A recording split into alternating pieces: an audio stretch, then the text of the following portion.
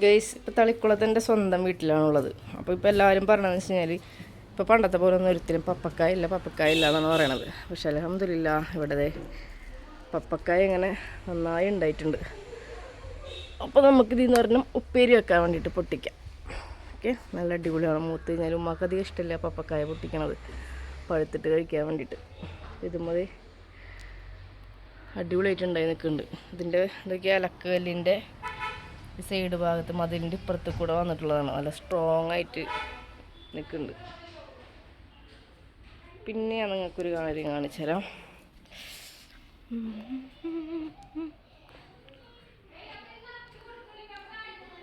ഇതാണ് നമ്മുടെ ചെറുനാരങ്ങ. നമ്മളെ സാധാരണ ചെറുനാരങ്ങയിൽ നിന്ന് വ്യത്യസ്തമായിട്ട് ഉള്ളൊരു ചെറുനാരങ്ങയാണ് കേൾക്കണം. ഇഷ്ടം മാതിരി ഉണ്ടായി നിൽക്കുന്നുണ്ട്. ഇത് ഏകദേശം ഒന്ന് മൂത്ത് കഴിഞ്ഞ് കഴിഞ്ഞാൽ നമുക്ക് ജ്യൂസ് അടിച്ച് കഴിഞ്ഞാൽ പൊള്ളിയാണ്, അടിപൊളിയാണ്. കുറേ ഉണ്ടായി നിൽക്കുന്നുണ്ട്.